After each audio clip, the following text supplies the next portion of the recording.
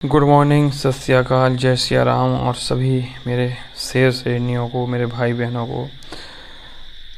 आज ये लंबे समय के बाद लगभग 8 दिन बाद एक क्लास स्टार्ट दोबारा हुई है। स्वास्थ्य संबंधों के कारण रुकी हुई थी। कोई दिक्कत नहीं, इस सप्ताह में हम प्रश्नों के माध्यम से करेंगे। 7 तारीख को आपका टेस्ट है और नई इसमें जो श्रृंखला होगी, हमें लगता है आपका हिस्ट्री हमने काफ़ी पढ़ा दिया है, कुछ रह गया है तो वो यहाँ शायद पूछा नहीं जाता मुग़ल काल के मध्य में, वो करा देंगे। लेकिन हमको लगता है अब शायद अपन को ज्योग्राफी की तरफ मूव करना चाहिए। तो यदि आप लोग अब इसके बाद कौन सा सब्जेक्ट पढ़ना चाहते हैं, कुछ संविधान भी हमने आपको मौलिक अधिकार करा दिए हैं। तो पहले कुछ जैसे ही 7 तारीख का एग्ज़ाम हो जाएगा तो उसके बाद आपका संविधान में भी कुछ पोर्शन आएगा और फिर कुछ पोर्शन हिस्ट्री का भी आएगा और थोड़ा ज्योग्राफी की तरफ भी अपन मूव करेंगे। ठीक है, धीरे धीरे चीज़ों को लेना है। और वो शाम वाली क्लास कंटिन्यू है, वो विज्ञान देखिए, उसमें जैसे ही विज्ञान खत्म होगी वैसे ही उसमें एनसीईआरटी की भूगोल या इतिहास पूरी स्टार्ट कराएंगे, वो कंटिन्यू चलेगी, वो बहुत फ़ायदा देगी। जो इस साल बच्चे 6वीं और 7वीं में, उनके लिए एनएमएस के लिए वो रामबाण है।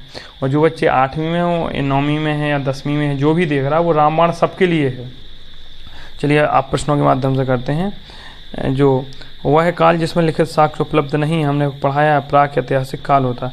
वह काल जिसका लिखित साक्ष्य तो उपलब्ध है लेकिन उनको पढ़ा नहीं जा सकता, वो आता है आद्य ऐतिहासिक काल कहलाता है। वह काल जिसमें लिखित साक्ष्य हैं उनको पढ़ा भी जा सकता है, वो कहलाता है ऐतिहासिक काल। क्या कहलाता है? ऐतिहासिक काल कहलाता है। ये चीज़ें हमने आपको पढ़ाई थी, ये तीनों काल पढ़ाए थे, प्राक ऐतिहासिक काल, आद्य ऐतिहासिक काल, ऐतिहासिक काल। सारी चीज़ें पढ़ा दी जाएंगी आपको दोबारा। थ्योरी वही प्रश्न आएंगे जो आपको थ्योरी में कराए गए हैं। ठीक है, तो हमने पढ़ाया था कि जो आद्य ऐतिहासिक काल होता है उसमें पुरापाषाण, मध्यपाषाण, नवपाषाण, ताम्रपाषाण युग। अब यहीं से आपको है कि किसको माइक्रोलिथ काल कहते हैं, जिसको चिल्कोलिथ काल कहते हैं, आप उत्तर दीजिए। इतिहास को 3 भागों में बांटने का श्रेय किसको जाता है? तो क्रिस्टोफ सेल्युलस को जाता है। किसको जाता है? क्रिस्टोफ सेल्युलस को जाता है। धमेक स्तूप कहाँ स्थित है? तो उत्तर प्रदेश में। धमेक स्तूप कहाँ स्थित है?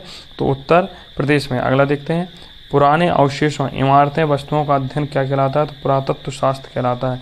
तो पुराने अवशेषण हैं जैसे इमारतें, वस्तुओं का अध्ययन पुरातत्व शास्त्र कहलाता है। पुरातत्व विज्ञान के अंतर्गत हम इनका अध्ययन करते हैं। सारनाथ स्तूप या जिसे धमेक स्तूप कहते हैं का निर्माण किस शासक ने कराया था? तो सम्राट अशोक ने कराया था। किसने कराया था? सम्राट अशोक ने कराया था। प्राक ऐतिहासिक काल में मानव की जीविका का मुख्य आधार क्या था? तो शिकार था। तो प्राक ऐतिहासिक काल में भी पुरापाषाण काल में मुख्य जीविका शिकार थी, मध्य में शिकार थी। इसके बाद जैसे नवपाषाण और ताम्रपाषाण युग आया, धीरे धीरे धातु हुई तो खेती करना स्टार्ट कर दिया। विश्व का सबसे पुराना महाकाव्य कौन है? रामायण है। रामायण किसके द्वारा लिखी गई ये आपको बताना है। और रामचरितमानस किसके द्वारा लिखी गई ये आपको बताना है। और विश्व का सबसे बड़ा महाकाव्य कौन सा है? विश्व का सबसे पुराना महाकाव्य रामायण है और सबसे बड़ा महाकाव्य महाभारत है। दोनों को याद रखना, पुराना पूछेगा तो रामायण लगाओगे और बड़ा पूछेगा तो महाभारत लगाएंगे। आगे चलते हैं। एक पुस्तक होती है अर्थशास्त्र की रचना किसने की थी? तो चाणक्य ने की थी। इनका नाम कौटिल्य भी था। राजतरंगिणी किसके द्वारा लिखी गई पुस्तक है? तो ये कल्हड़ के द्वारा लिखी गई। आपको सीधी पुस्तकें याद करनी। ये ऐसे प्रश्न हैं जो एनएमएस की मुख्य परीक्षा में भी आएंगे, आपके एग्जाम वगैरह में भी आए थे। इंडिया पुस्तक के लेखक कौन है? तो मेगास्थनीज हैं। कौन है? मेगास्थनीज हैं। इंडिया पुस्तक के लेखक कौन है? तो मेगास्थनीज हैं। अगला देखें, विश्व का सबसे बड़ा संग्रहालय ब्रिटिश म्यूजियम कहाँ स्थित है? तो लंदन में है। ब्रिटिश म्यूजियम कहाँ भी है? लंदन में है। भारतीय पुरातत्व विभाग का जन्मदाता किसे माना जाता है? तो अलेक्जेंडर कनिंघम को। किसे माना जाता है? अलेक्जेंडर कनिंघम को माना जाता है। अच्छा, यहाँ पूछा गया वेदों की संख्या कितनी है? तो वेदों की संख्या 4 है। कौन कौन से वेद हैं? ऋग्वेद, यजुर्वेद, ऋग्वेद, पहले ऋग्वेद आया, फिर सामवेद आया, फिर यजुर्वेद आया, फिर अथर्ववेद आया। ठीक है, वेद त्रयी में कौन कौन है इसमें पूछा जाएगा? वेद त्रयी। वेद त्रयी में कौन सा नहीं है? तो सबसे आधुनिक है जो वो अथर्ववेद है, ये वेद त्रयी में नहीं है। वेद त्रयी का मतलब होता है ऐसे वेद जो जंगलों में लिखे गए हैं। तो 3 लिखे गए थे, ये मानव अवस्था में लिखा है। चीनी यात्री फाहियान किसके शासनकाल में भारत आया था? तो चंद्रगुप्त विक्रमादित्य के शासनकाल में भारत आया था। चीनी यात्री हुएन त्सांग किसके शासनकाल में भारत आया था? तो हर्षवर्धन के शासनकाल में भारत आया था। मानव के विकास में विभेद की जानकारी देने को कहा जाता है मानव शास्त्री। कहा जाता है? मानव शास्त्री। अगला देखते हैं, आग का आविष्कार किस काल में हुआ था? तो पुरापाषाण काल में हुआ था। अब यही हम आपसे प्रश्न करते हैं, इसका उत्तर दीजिए। कल भी जो रात्रि क्लासेस में बहुत लोगों के कमेंट में उत्तर आए हैं, तो आप सब लोग कमेंट में उत्तर दीजिए। आग का आविष्कार तो इसमें लिखा है। अब आपको यहाँ से बताना है कि जो आपका पहिए का आविष्कार है वो किस काल में हुआ था? पहला। माइक्रोलिथ काल किसे कहते हैं, चिलकोलिथ काल किसे कहते हैं, हड्डियों के आभूषण किस युग में पहने गए, ठीक है, और जो तुम्हारे भीमबेटका की गुफाएं हैं ये कहाँ पाई जाती हैं। मानव का प्रथम पालतू पशु कौन था, कुत्ता था, और कुत्ते के साथ मानव के अवशेष कहाँ मिले, ये आपसे क्वेश्चन है। मानव गर्त आवास के अवशेष कहाँ मिले, ये आपसे प्रश्न है। पुरानी क्लासेस में कराया है, जिसने क्लासेस नहीं की वो क्लासेस करिएगा, क्योंकि टेस्ट के दिन नहीं तो रोएंगे आप लोग। कृषि का आविष्कार किस काल में हुआ था, नवपाषाण काल में हुआ था। किस काल में हुआ था, नवपाषाण काल में हुआ था। सर्वप्रथम अपनाई जाने वाली फसल कौन सी थी, तो गेहूं या जौ, कौन सी थी, गेहूं और जौ थी। पहिए का आविष्कार किस काल में हुआ था, तो नवपाषाण काल में हुआ था। पहिए का आविष्कार किस काल में हुआ था, तो नवपाषाण काल में हुआ था, ठीक है। आगे चलते हैं। मानव द्वारा बनाए जाने वाला प्रथम औजार कौन सा था, तो कुल्हाड़ी थी। कौन सी थी, कुल्हाड़ी थी। मानव द्वारा बनाए जाने वाला प्रथम औजार कौन सा था, कुल्हाड़ी थी। मानव द्वारा अपनाई जाने वाली प्रथम धातु कौन सी थी, तो तांबा थी। कौन सी थी, तांबा थी। कांसा किस धातु का मिश्रण होता है, तांबा और टिन का। किसका होता है, तांबा और टिन का। कांसा किस धातु का मिश्रण होता है, तांबा और टिन का। अगला देखते हैं। हड़प्पा सभ्यता का सर्वाधिक मान्यता प्राप्त काल कौन सा है, तो 2500 ईसा पूर्व से 1750 ईसा पूर्व तक। कब तक है, 1750 ईसा पूर्व तक है। आगे देखते हैं। हड़प्पा सभ्यता का विस्तार किस आकृति में, तो त्रिभुजाकार आकृति में है, ठीक है, त्रिभुजाकार आकृति में। हड़प्पा सभ्यता किस युग की सभ्यता है, तो कांस्य युगीन सभ्यता है, और पहली शहरी सभ्यता है। विश्व की सबसे पुरानी शहरी सभ्यता कौन सी, हड़प्पा सभ्यता। सिंधु सभ्यता की खोज कब हुई, 1921 ईस्वी में हुई। कब हुई, 1921 ईस्वी में हुई। हड़प्पा सभ्यता की किस प्रकार की सभ्यता है, तो नगरीय सभ्यता है या शहरीय सभ्यता है। हड़प्पा सभ्यता के खोजकर्ता कौन थे, दयाराम साहनी थे।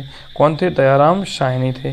मोहनजोदड़ो की खोज कब और किसके द्वारा की गई, तो 1922 में राखलदास बनर्जी के द्वारा की गई। किसके द्वारा की गई, राखलदास बनर्जी के द्वारा। मोहनजोदड़ो का अर्थ क्या होता है, तो मोहनजोदड़ो का जो अर्थ होता है वो होता है मृतकों का टीला। क्या होता है, मृतकों का टीला। वर्तमान में मोहनजोदड़ो कहाँ स्थित है, तो सिंध पाकिस्तान में। कहाँ है, सिंध पाकिस्तान। आज में पकी हुई ईंटों को कहा जाता, आग में पकी हुई ईंटों को कहा जाता टेराकोटा। सिंधु काल की हैं।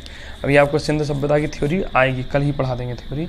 सिंधु सभ्यता का प्रमुख स्थल मांदा किस राज्य में स्थित है, जम्मू कश्मीर में। मांदा किस नदी के स्थान पे है, मांदा लिखा होगा या कहीं मांडा लिखा होता है, आप बताएंगे किस नदी के स्थान पर। हमने इसके पहली क्लास में बताया था। सिंधु सभ्यता का प्रमुख स्थल दैमाबाद किस राज्य में है, महाराष्ट्र में। किसमें है, महाराष्ट्र में। काशी की नर्तकी की मूर्ति कहाँ मिली है, तो मोहनजोदड़ो से मिली। कहाँ मिली है, मोहनजोदड़ो से मिली है। सिंधु सभ्यता का बंदरगाह कौन सा है, तो लोथल बंदरगाह है। कौन सा है, सिंधु सभ्यता का प्रमुख बंदरगाह लोथल बंदरगाह है। कौन सा है, लोथल बंदरगाह है।